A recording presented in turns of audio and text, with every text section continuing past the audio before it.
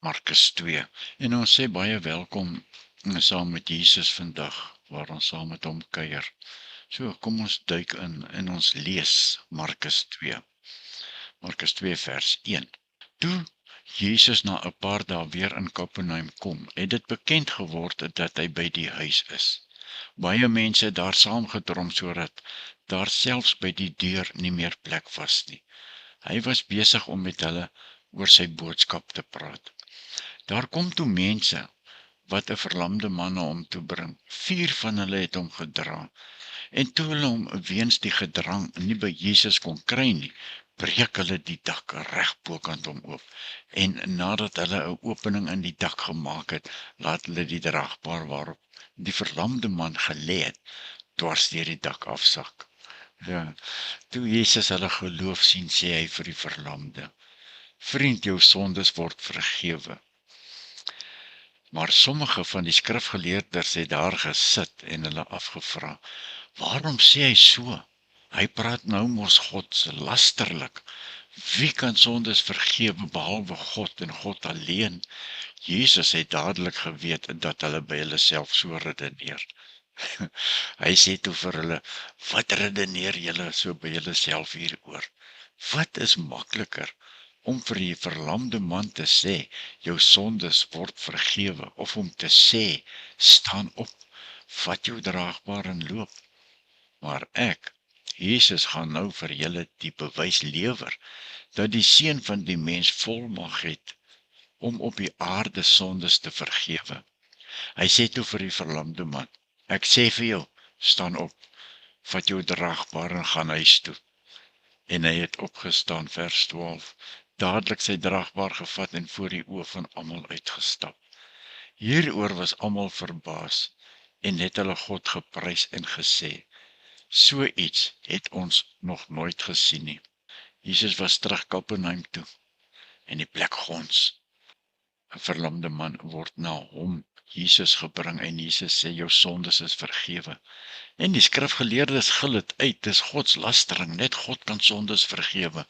Wie dink hierdie man is hy?" Vers 7 gewees. Jesus ken hulle gedagtes en hy vra: "Wat is makliker om te sê, jou sondes is vergewe, of staan op en loop?" Hy genees die verlamde man, wat bewys dat hy, Jesus, ook die gesag het om sondes te vergewe. Ja, Jesus steur hom nie aan die skrifgeleerdes se gejap nie. En toe stap Jesus af see toe. Vers 13, Jesus het weer na die see toe gegaan. 'n Hele menigte het na hom toe gekom en hy het hulle geleer. Toe hy by die tolhuis verbygaan, sien hy vir 'n Levi, die seun van Alfeus, daar sit, en hy sê vir hom: "Volg my." Dit is Matteus, né? "Volg my." Levi het opgestaan en hom gevolg. Daarna het Jesus in Levi se huis gaan eet. Baie tollenaars en sondaars was saam met hom en sy disippels aan tafel, want daar was baie van hulle wat hom gereeld gevolg het. Toe die skrifgeleerdes onder die fariseërs sien dat hy saam met sondaars en tollenaars eet, het hulle vir sy disippels gesê: "Waarom eet hy saam met tollenaars en sondaars?" Vers 17, Jesus het dit gehoor en hy sê vir hulle: "Die wat gesond is, het nie 'n dokter nodig nie, maar die wat siek is.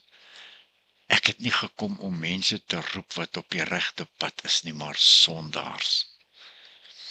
Ja, nou hoor ons Jesus roep vir Levi, nee. Jesus is by die see besig om die skares te leer toe hy Levi Matteus by die belastingkantoor sien.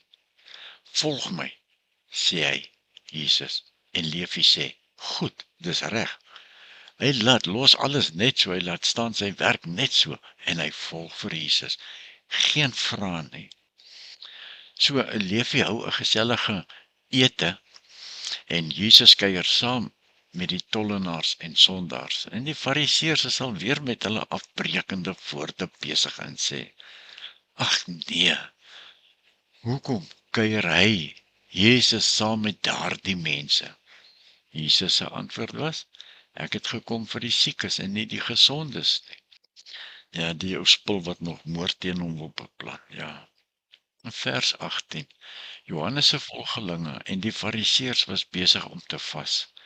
En die mense kom toe en vra vir Jesus, waarom vas die volgelinge van Johannes en die volgelinge van die Fariseërs, maar u disippels, hulle vas nie? Jesus antwoord hulle, kan die bruilofgaste dan vas, terwyl die bruidegom by hulle is? Nee, solank hulle die bruidegom by hulle het, kan hulle nie vas nie. Maar daar sal 'n tyd kom wanneer die bruidegom van hulle af weggeneem sal word. Dan, op daardie dag, sal hulle vas.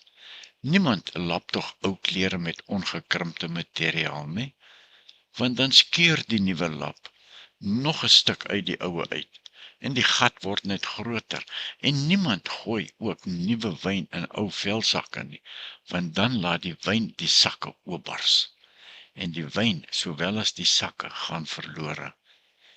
Nuwe wyn word in nuwe sakke gegooi. Ja, ou Johannes se disippels en die Fariseërs vas, maar Jesus se manne nie, en Jesus sê vir hulle, julle kan nie vas wanneer die bruidegom hier is nie, nee. Hy praat oor die nuwe wyn en nuwe wynsakke. Sy leringe, Jesus se leringe is vars. Moenie dit in ou wettiese reëls of wynsakke sit nie, nee. Vers 23, een keer toe Jesus op 'n Sabbatdag tussen die gesydes deurloop, het sy disippels so in die loop begin are afblik. Die Fariseërs sê toe vir hom, hierdie Fariseërs is oralster gewees. Hulle lyk asof hulle hom agtervolg die hele tyd. Tog nuuskierig wat hulle gaan sien, wat hy volgende gaan doen. Vers 24, die Fariseërs sê toe vir hom, kyk daar, waarom doen hulle iets wat nie op die Sabbatdag gedoen mag word nie?